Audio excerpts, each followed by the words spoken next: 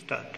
सुप्रभात पिला माने केमती अछ भल अछ तो आज आमे पढ़िबा अष्टम श्रेणी भूगोल विषय प्रथम अध्याय संबल विषय। आम परिवेश रे थिबा जेकोसी वस्तु और पदार्थ को व्यवहार और उपयोगी करिथाउ से सब संबल श्रेणीभुक्त। उदाहरण स्वरूप जल, वायु, माटी, खनिज पदार्थ, जंगल, टेबुल, बासनकुसन, खट इत्यादि। किछि पदार्थर आर्थिक मूल्य थिबा बेले आ किछि संबलर आर्थिक मूल्य रही न थाए। जिमिति धातु पदार्थर आर्थिक मूल्य रही थिबा बेले सौंदर्यपूर्ण भूमि रूपर आर्थिक मूल्य किछि न थाए। संबल तीन प्रकार: प्राकृतिक संबल, मानवकृत संबल, मानव संबल। पिला माने प्राकृतिक संबल विषय रे वर्तमान विस्तृत भाव में आलोचना करिबा। स्टार्ट। प्राकृतिक परिवेश रु मिलुवा तथा आवश्यक स्थले सामान्य परिवर्तन द्वारा व्यवहार उपयोगी पदार्थ बा उपादान को प्राकृतिक संबल कहा जाए। उदाहरण स्वरूप माटी, जल, वायु, खनिज पदार्थ, खनिज तैल, जंगलजात द्रव्य इत्यादि। विकासर स्तर और व्यवहार दृष्टि प्राकृतिक संबल दुई प्रकार: प्रकृत संबल और प्रच्छन्न संबल।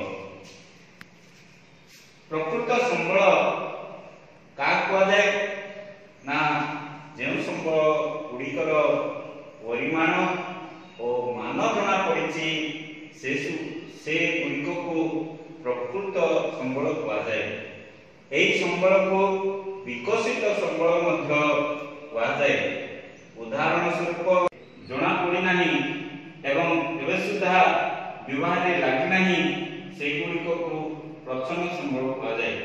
उदाहरण स्वरूप लखादरे थिबा यूरेनियम, समुद्र थिबा खनिज तैल पदार्थ इत्यादि ए प्रच्छन्न संबलर उदाहरण। उत्पत्ति दृष्टि विचार करबा तबे प्राकृतिक संबल दुई प्रकार: जैव संबल और अजैव संबल। जैव संबल विषय आलोचना करबा ना जैव संबल समस्त सजीव प्राणी और उद्भिद जैव संबल श्रेणीभुक्त। उदाहरण स्वरूप मनीष, पशु, पक्षी और उद्भिद एही जैव संबल श्रेणीभुक्त।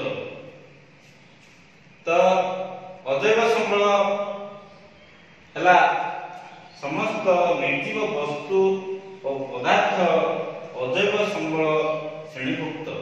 उदाहरण स्वरूप शिला, मृत्तिका, खनिज द्रव्य, जल, वायु इत्यादि एही अजैव संबल।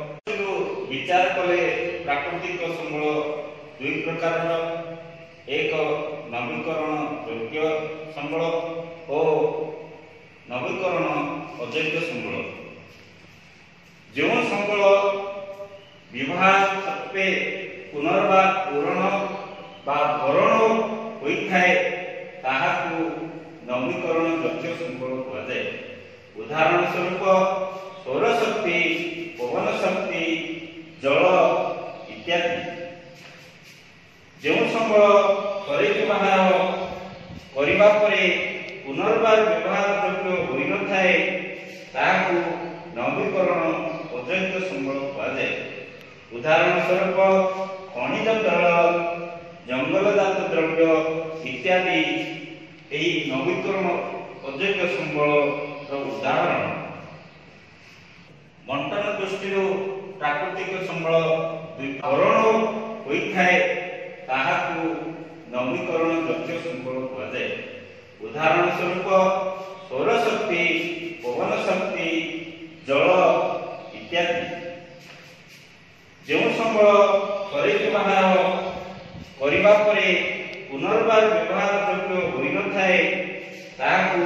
ନବୀକରଣ ଅଜୈବ ସମ୍ବଳ କୁହାଯାଏ।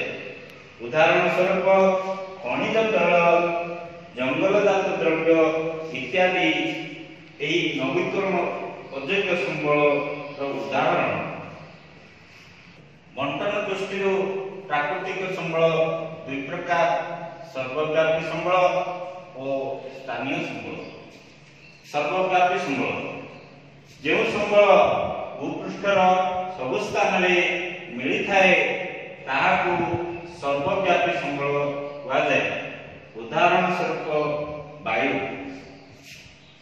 ସ୍ଥାନୀୟ ସମ୍ବଳ ଯେଉଁ ସମ୍ବଳ ଭୂପୃଷ୍ଠର ନିର୍ଦ୍ଦିଷ୍ଟ ସ୍ଥାନମାନଙ୍କରେ ମିଳିଥାଏ ତାହାକୁ ସ୍ଥାନୀୟ ସମ୍ବଳ କୁହାଯାଏ। ଉଦାହରଣ ସ୍ୱରୂପ ଲୁହା, ତମ୍ବା, ସୁନା, ରୂପା, କୋଇଲା ଇତ୍ୟାଦି। Start. ପିଲାମାନେ ଆଜି ଆମେ ପଢ଼ିଲେ ପ୍ରାକୃତିକ ସମ୍ବଳ ଓ ଏହାର ଶ୍ରେଣୀ ବିଭାଗ ବିଷୟରେ। ତ ଆସନ୍ତାକାଲିକୁ ଆମେ ପଢ଼ିବା ମାନବୀକୃତ ସମ୍ବଳ ବିଷୟରେ।